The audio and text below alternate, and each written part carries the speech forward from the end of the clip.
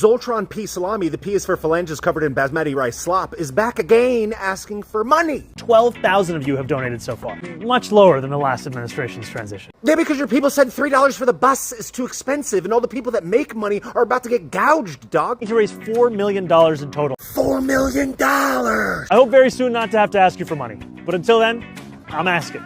Cool, let's do a little bit of math. There's 1.5 months remaining until Inauguration Day, and he said he needs $4 million.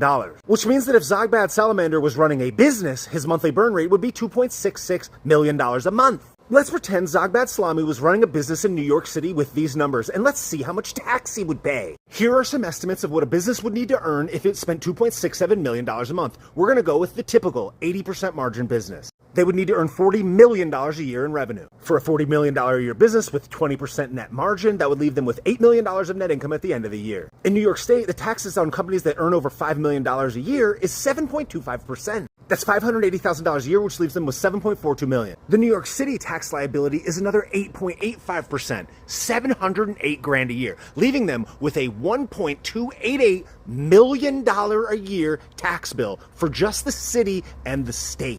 The federal tax liability is a flat rate of 21%, which Zogbag Salami and his homeboys want to make even higher, which is another $1.68 million a year. That means that this fictitious New York City-based business would spend $2.97 million a year in taxes to do business in New York. That is 37.1% in taxes. Now that's just what the company spends in income taxes. What about sales tax that it pays on the things that it purchases?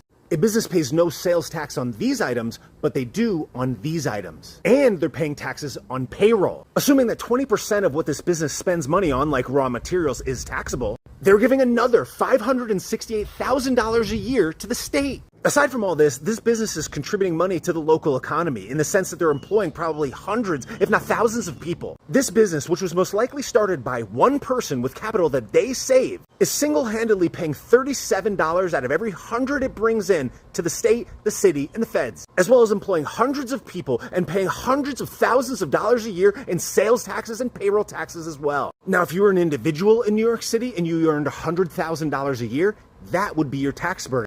28.3%. So that business is paying more than 9% more annually in taxes than the individual, while employing hundreds if not thousands of people. And then all the incomes that get paid to those employees, well, they pay taxes on those as well. But this Salami and these clueless socialists think that that person and that business isn't paying enough. But the truth is, everyone's paying too much.